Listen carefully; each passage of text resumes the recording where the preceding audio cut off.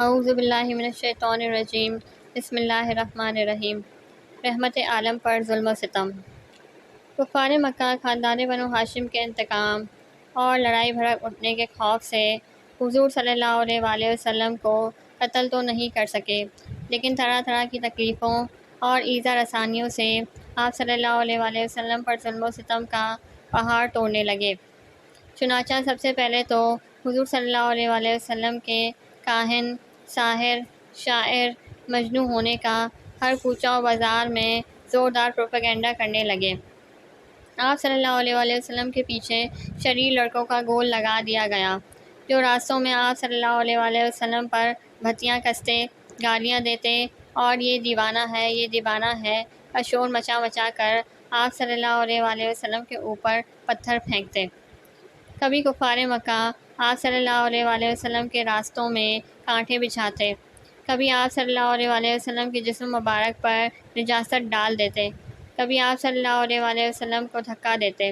کبھی آپ صلی اللہ علیہ وآلہ وسلم کی مقدس اور نازک گردن میں چادر کا پھندا ڈال کر گلا گھونٹنے کی کوشش کرتے۔ روایت ہے کہ ایک مرتبہ آپ صلی اللہ علیہ وآلہ وسلم حرم کعبہ میں نماز پڑھ رہے تھے کہ ایک دم سنگدل کافر عقبہ بن ابی معیط نے آپ صلی اللہ علیہ وآلہ وسلم کے گلے میں چادر کا پھندا ڈال کر اس زور سے کھینچا کہ آپ صلی اللہ علیہ وآلہ وسلم کا دم گھٹنے لگا۔ چنانچہ یہ منظر دیکھ کر حضرت ابوبکر صدیق رضی اللہ تعالیٰ عنہ بے قرار ہو کر دوڑ پڑے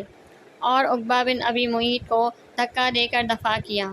اور یہ کہا کہ کیا تم لوگ ایسے آدمی کو قتل کرتے ہو جو یہ کہتا ہے کہ میرا رب اللہ ہے۔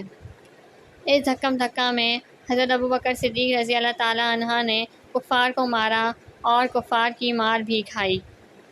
کفار آپ صلی اللہ علیہ وآلہ وسلم کے معجزات اور روحانی تاثیرات و تصرفات کو دیکھ کر آپ صلی اللہ علیہ وآلہ وسلم کو سب سے بڑا جادوگر کہتے۔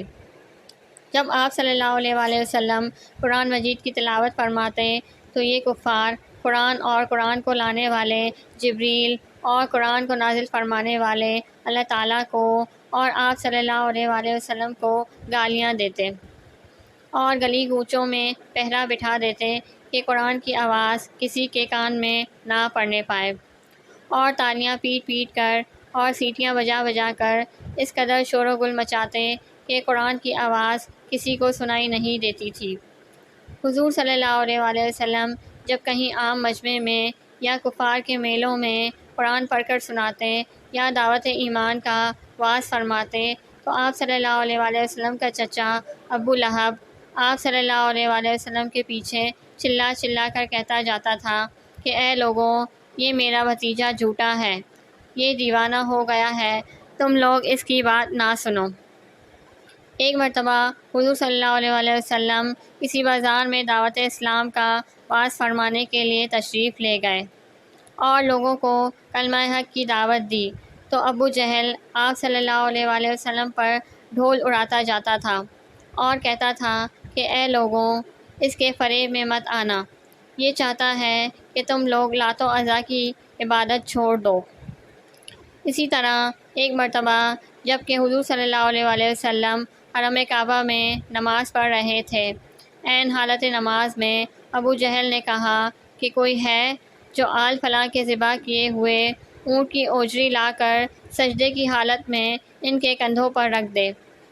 یہ سن کر عقبہ بن ابی معیط کافر اٹھا اور اس اوجری کو لا کر حضور صلی اللہ علیہ وآلہ وسلم کے دوش مبارک پر رکھ دیا۔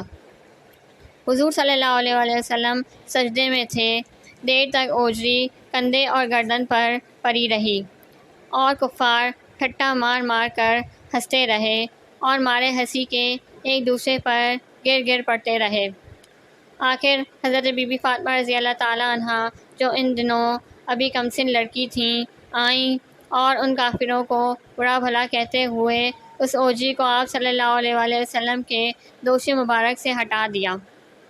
حضور صلی اللہ علیہ وآلہ وسلم کے قلب مبارک پر قریش کی اس شرارت سے انتہائی صدمہ گزرا اور نماز سے فارغ ہو کر 3 مرتبہ یہ دعا مانگی، اے اللہ، تو قریش کو اپنی گرفت میں لے لے،